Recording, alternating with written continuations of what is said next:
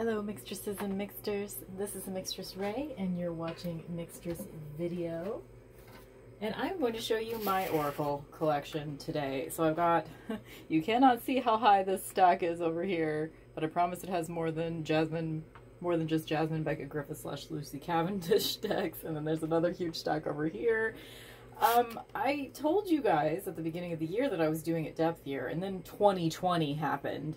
So I am over my, I had a deck limit at the beginning of the year set for my depth year. I was only going to allow myself to overall have 20 tarot decks and 20 oracle decks. I have gone a few over that, and I have my own stupid justifications for that, and you probably don't care. So I'm going to try to keep this video somewhat of a good length. I wanted to be able to show you guys, like, part of the purpose for me bringing this out is not just to show you my deck collection, but also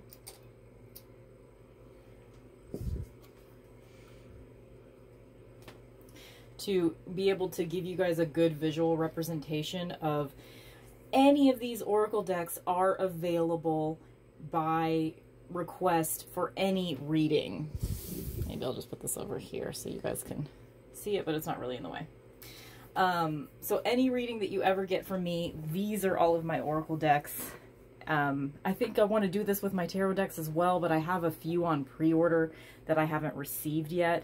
So I don't really want to do my tarot collection video until like towards the end of the summer, whenever I've gotten a few of those decks. Okay, let's do it. So if you order a reading from me, it is very likely, in fact, it's almost 100% likely that I will be pulling an Animal Spirit card for you from the Animal Spirit deck by Krantz. So you don't have to request this one, because it will be there for you. Also, I guess I'll pull these two decks out. This is the Legendary Ladies Goddess deck. And then this is the Goddess Oracle. I'm just gonna kind of flip through a few cards. I'm just putting them side by side just so we can, you know, get through this stuff. I think I tried to film this video once before, like a few months ago, and it was just so unbearably long that I just couldn't I just couldn't force myself to upload it.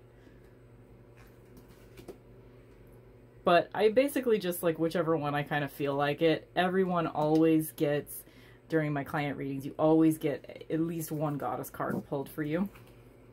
So it will likely be from one of these two decks. So if you do get a reading from me and you have a preference, they're both pretty diverse decks. But this one, obviously, like, the artwork is just like a little bit more cutesy. Whereas with this deck, the artwork is just, it's very, like, down to earth. Down to earth, I say, as Pachamama comes up. Like, realistic looking. Like, these look like goddesses that would be in your life, you know, that are human beings in your own life.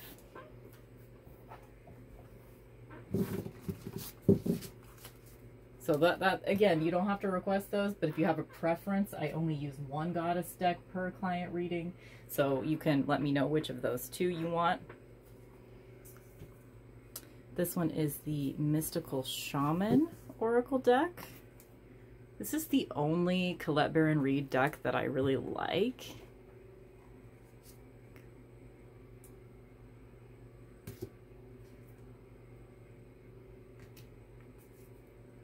It's got a lot of emotion and movement, and I really like the colors.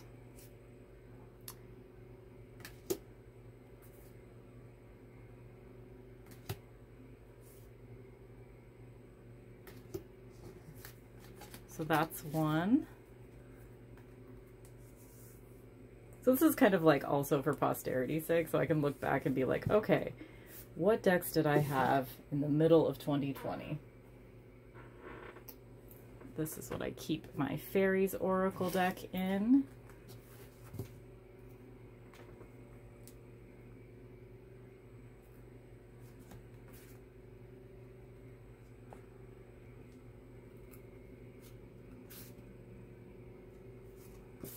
So it's another one that is available by request if you would like it. This is actually the first Oracle deck I ever got in my life. I had it back when I was a teenager, but I didn't at the time know enough about Tarot and Oracle to know that it wasn't a tarot deck. And I don't remember using it that often. I think I want to change the view so it's a little bit closer. Okay. This, I call it the, oh no wait, that's not the one. Sorry, I forgot which bag this was. This is the Divine Feminine Oracle. And this is also a goddess. I would put this in the category of a goddess deck. But it is, it's very much like feminist world Christianity is what I would call it as far as the like genre.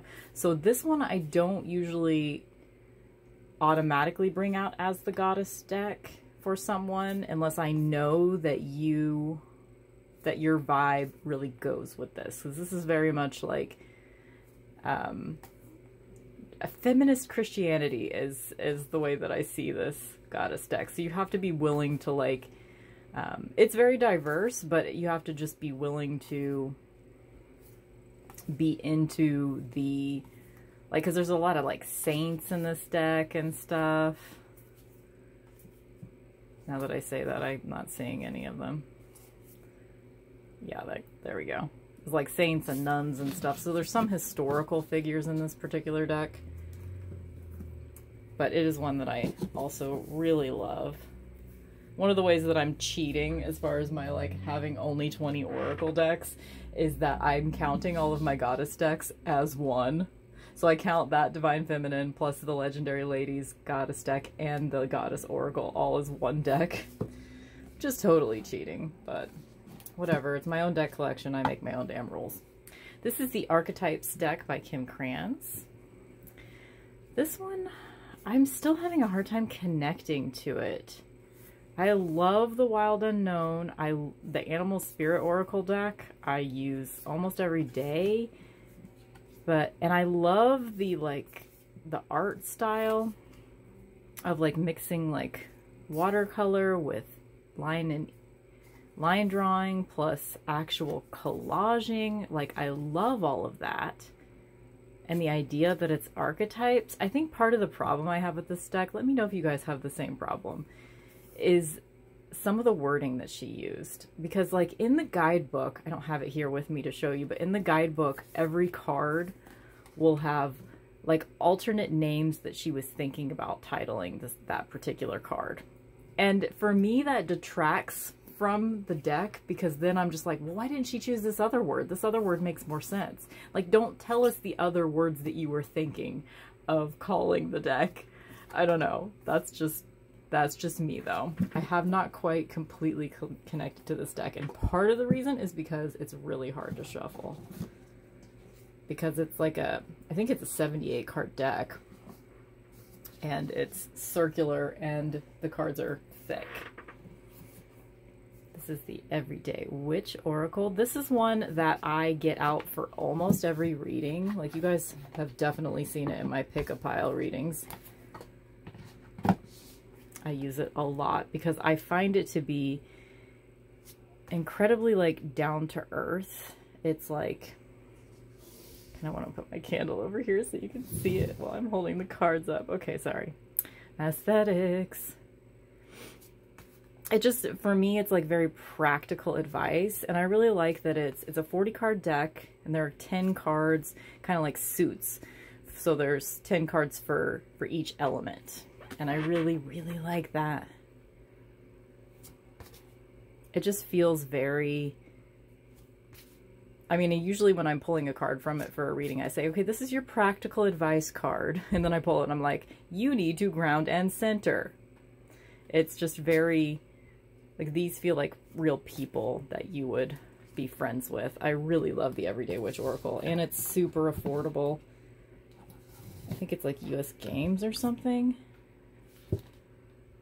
Or Llewellyn. I don't know. One of those mass market decks. Yeah, it's Llewellyn. And this is one that I pull out for a lot of my client readings and my pick-a-pile readings. So you guys have seen this one a lot if you've seen my pick-a-pile readings.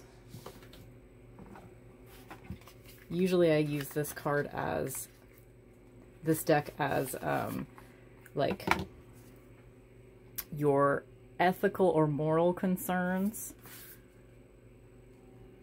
or kind of a mantra, like something to focus on. Like, this month I speak with sincerity. Like, keep reminding yourself that, you know. I love this deck so much. This is, if I were like, I'm not doing like, you know, I'm not ranking them right now, but if I were, this one would be in my top 5. The cardstock is just, it reminds me of Wild Unknown. Like, it has that sort of like matte, but not too matte. It's just, it's perfect. I didn't end up trimming this deck too, because I edged it in black and then the black was smudging and it was bugging me, so I just cut it off. So I just cut the black edging that I put on there off, and it worked. I don't mind it, but it's not totally even. But that's how it goes. Like, you can, if you're gonna trim a deck, it's never quite gonna be perfect.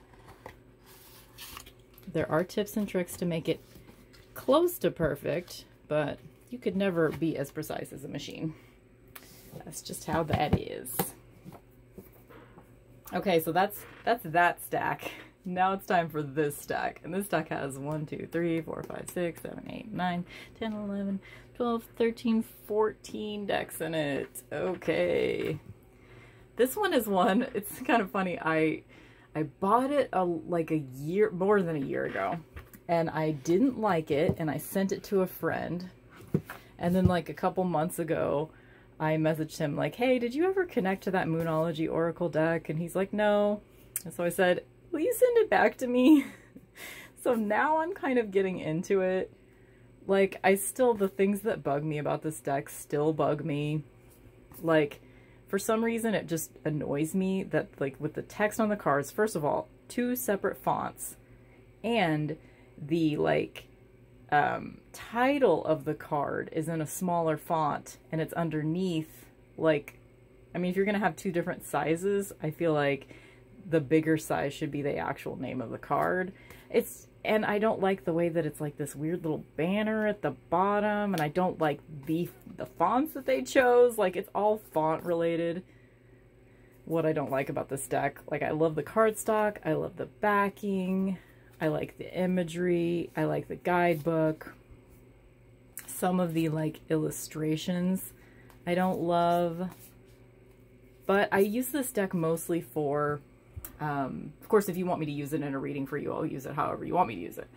But most of the time I use this deck for, if it actually is a full moon in Aries, I'll pull this card out and I'll read about it in the guidebook.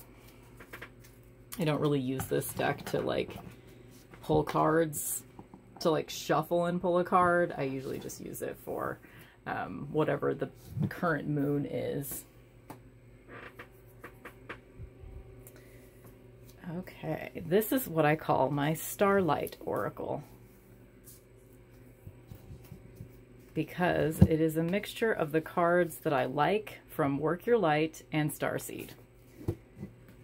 I basically just mixed those 2 decks together, and I pulled out any cards that were redundant.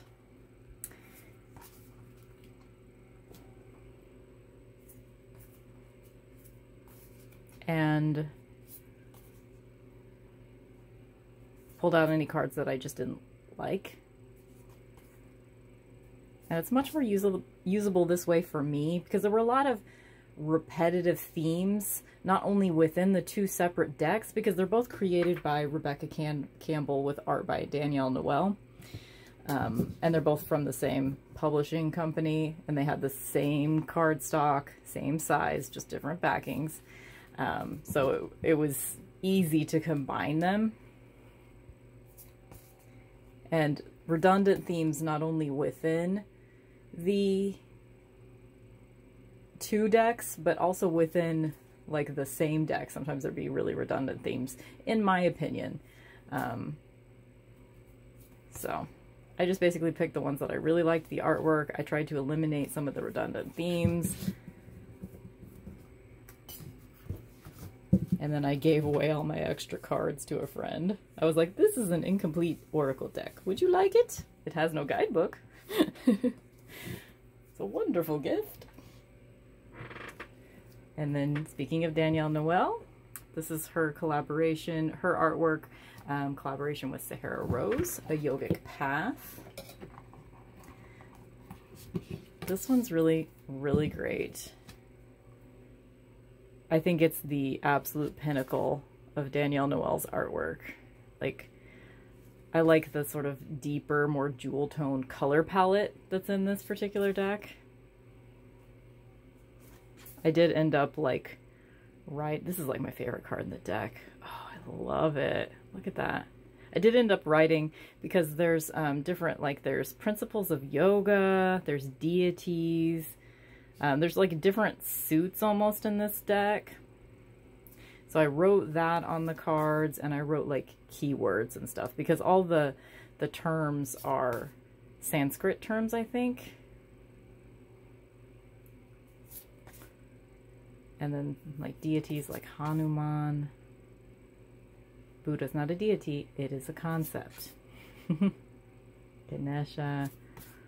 This deck is gorge, gorge, gorge. I haven't fully connected to it, but I think it's just so beautiful, and I do love it.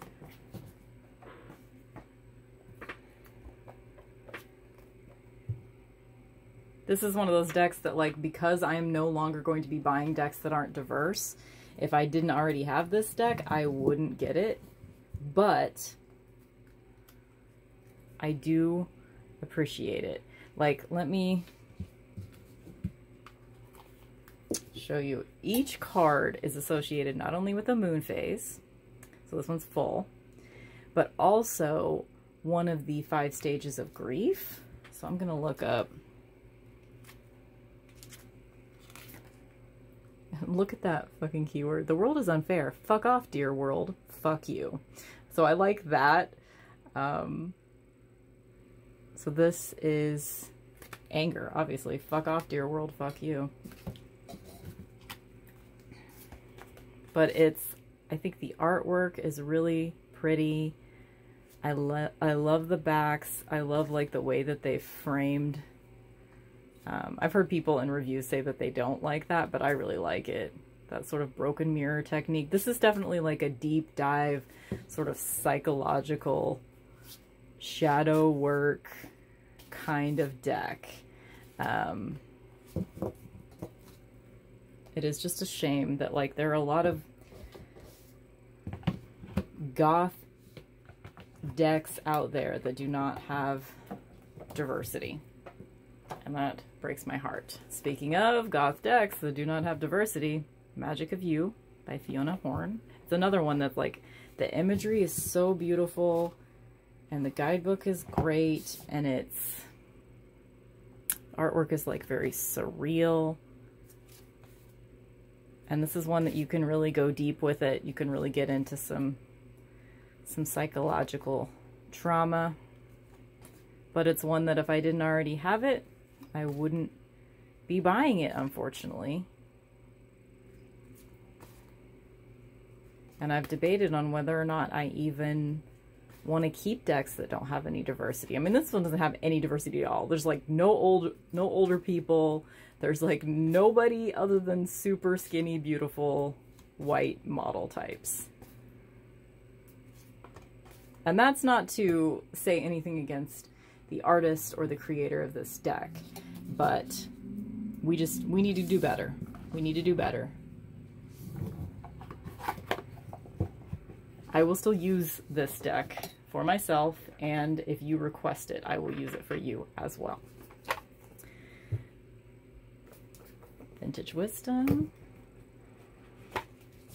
This one's got some belly dancer energy in it, so I like that. This one's a great one to use. It's a very basic, well-rounded oracle deck, because it just has like one keyword.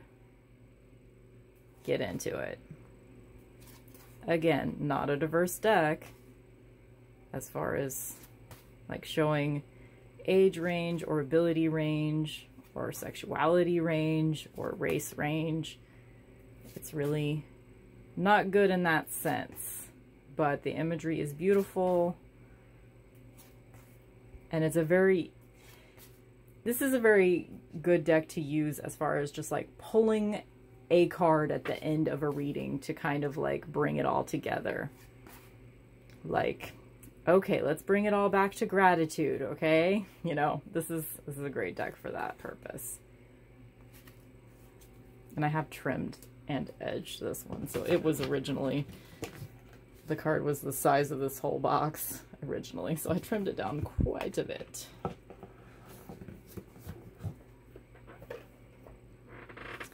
This is the one that I just got. This is my, oh my god, I love it. I love it. The Begin Oracle. It's available on Etsy.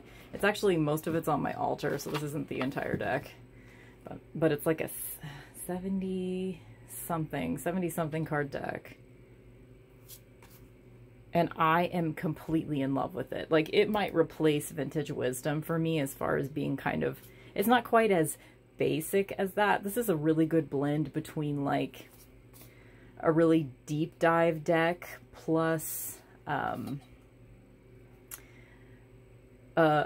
a basic well-rounded deck to pull a reading together, like I used to use Vintage Wisdom for in most of my readings.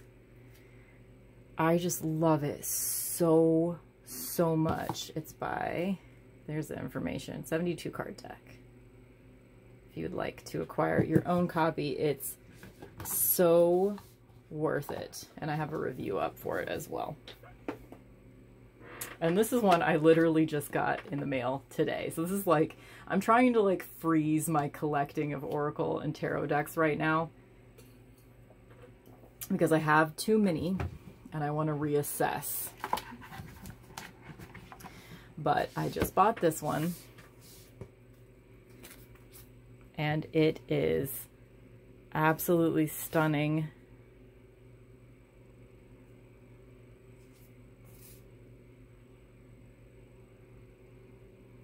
Oh, it's so gorgeous.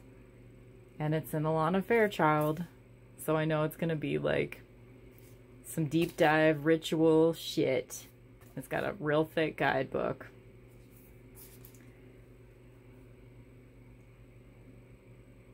And it's got some gorgeous, like, the artist, who is Isabel Brina, she spent, like, most of her childhood between, like, living in Latin America and Hawaii. So she's got this great blend of those two cultures in her art and in this deck. And it is just so magical. I mean, I just got it like literally an hour ago, so I haven't even really worked with it yet, but I'm already in love. Okay, pretty much everything that's left is a Blue Angel deck, because those are like the big, beautiful boxes that I can stack easily here.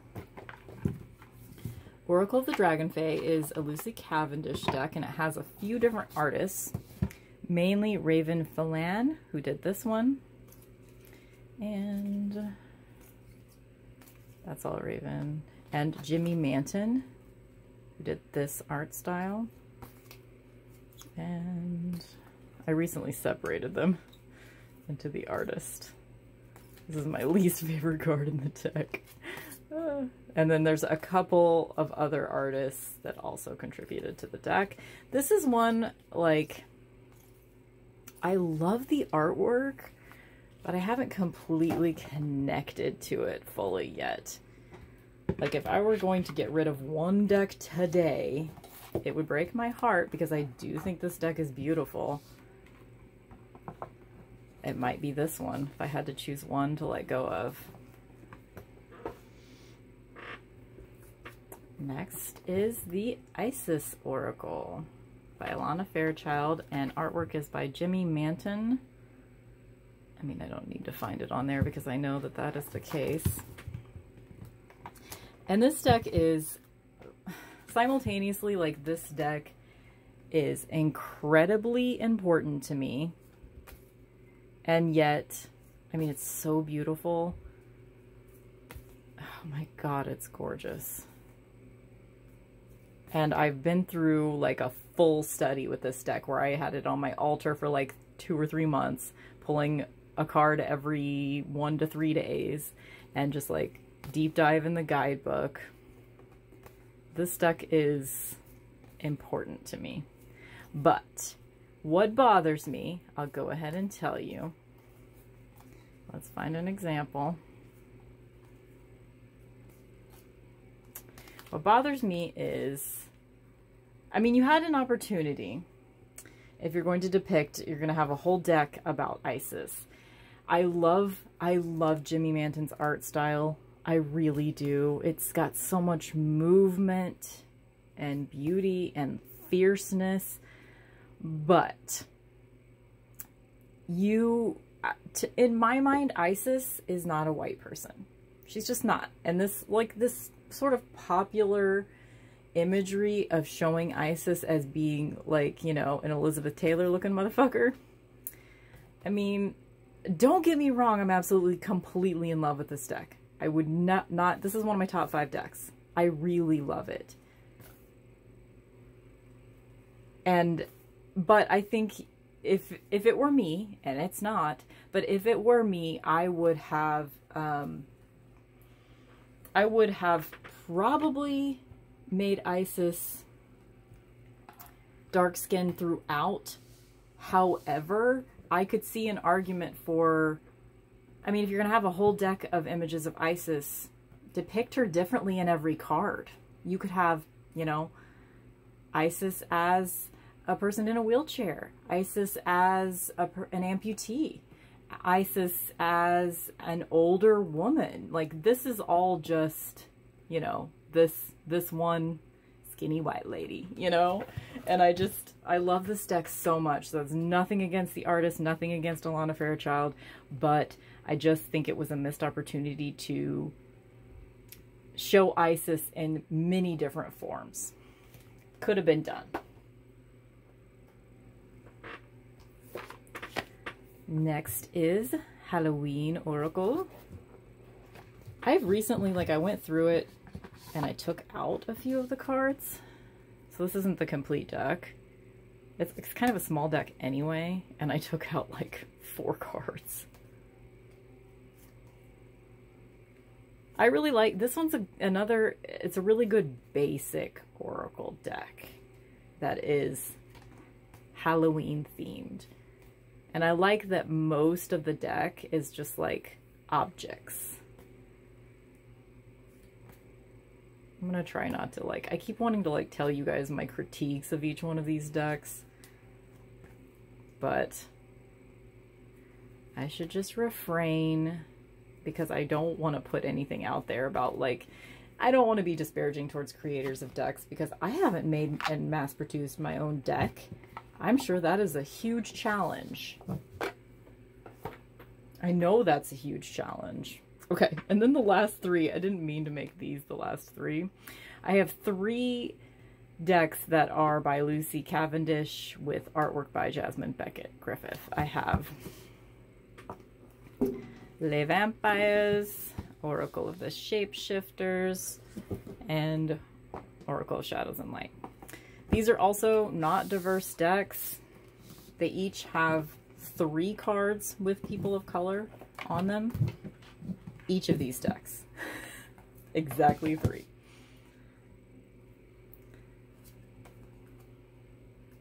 but these decks are very important to me too.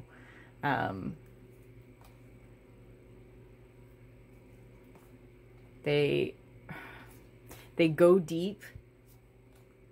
This deck has ferrets in it. Oh, look.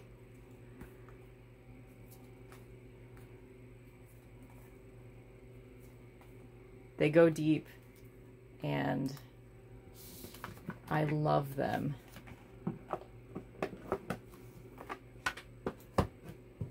It's another one of my cheats as far as like having only 20 Oracle decks. I count my Jasmine, Beckett, Griffith / Lucy Cavendish decks as being one deck, even though there are 3 separate decks. And these are ones that, like, since they're kind of like bigger themes almost, like, you kind of have to break the guidebook out and really get into it. Oh, look, this is my favorite card in this one. You have to kind of like break the guidebook out and dive deep with these particular cards. So I don't typically get them out for clients, but again, if you request this particular deck, I will totally pull it out. Okay. Last one, Le Vampire. This is probably my favorite of the 3.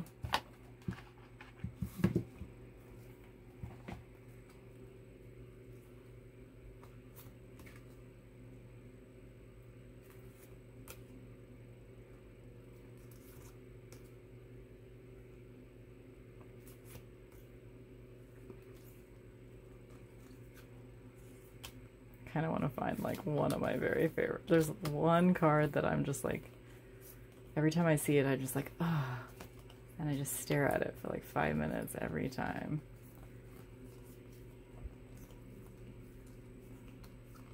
Oh, this one's a good one. Belly Dancer Vibes. Where is it? I mean, I love a lot of these. Like, I'm having to stop myself from stopping on all of these. This is the one. Something about this is just so captivating to me. The way that she does light. Oh, okay. All right, that is my entire Oracle deck collection, you guys. I can't believe I did it in only 30 minutes. I feel like I went too fast. But, like I said, I am pretty committed to, I mean, maybe it's a stupid thing, but I just really want to be better. So my commitment to, I am no longer going to be buying decks that aren't at the, I mean, and an argument could be made that like no decks are truly diverse, because in order to represent everyone's life experience in a deck of cards, there just wouldn't be enough. There wouldn't be enough room in a 78 card tarot deck to represent all aspects of the human experience. You couldn't. But what I mean by having a diverse deck is I want there to be a range, not just one age, not just one race, not just one sexual orientation. You know, I at least as far as like the more decks I'm bringing into my life, and I have gotten rid of a few decks as well, but most of my decks that I have now I'm planning to keep, but I'm not going to bring more into my life that are just a bunch of people that look exactly like me. You know, it's just not fair. It's just not fair, especially when I am a tarot reader, and when I read for you, I want you to be able to see yourself represented in the cards.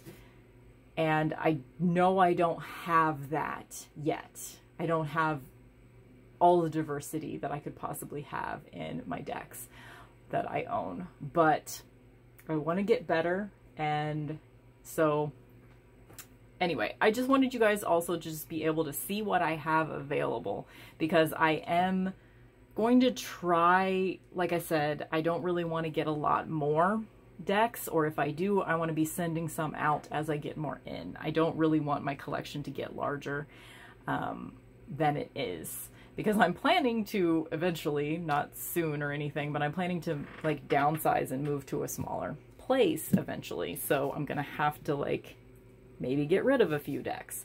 But anyway, I just wanted you guys to know what I have as of mid-2020. That particular collection of Oracle decks should stay pretty static. So any of those decks, request them on my Etsy shop. All of my readings are 40% off right now. And I also, oh, I forgot about a deck. I have another deck right here. So I will show you that here in a second. All of my readings are 40% off right now. And I also, when you're looking at like which reading to pick on there, I will tailor, it doesn't have to be a specific spread. I will tailor the whole reading to you. Basically just pick whether you want a half hour or an hour. And yeah, and then I have like a 5-element healing spread on there that I really like to do that ends up being about 45 minutes. So those are like the 3 main options on there. But I mean, you can choose a half-hour spread and be like, okay, I want you to use this deck, and this deck, and make up a spread that relates to whether or not I should leave my job. And I will totally tailor it to you. You know, it doesn't have to be the way that it looks in like the pictures on my Etsy, if that makes sense. So this is my very last deck. This is the box from Botanical Inspirations, but I don't have Botanical Inspirations anymore. And these are the backs of the Crystal Tarot, but I don't have the Crystal Tarot anymore. This is my Magic and Medicine of Plants Oracle deck that I made myself from a book called The Magic and Medicine of Plants. And I use my typewriter, like my old school 70s typewriter. And I typed directly on the images that I cut out from the book. And then I like researched the particular herb and like picked something that I picked keywords that I felt like went with the actual flower and what it was used for medicinal purposes. Or just what I felt about it.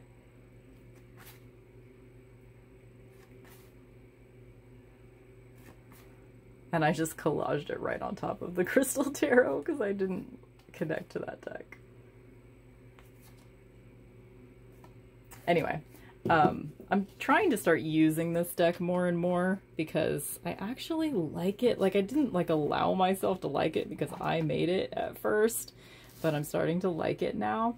And I have enough room in this box, and I have more of these cards that I could even expand it if I wanted to at some point, because right now I think it's like 35 cards or something. So yeah, that is my Magic and Medicine of Plants Oracle. This is the only copy that exists. Yeah, so that is in a lot of readings, but you can also request it specifically if you would like. I hope that you guys are having a great week. We're gonna make it. We're gonna make it through 2020. I promise. We're gonna make it. Okay.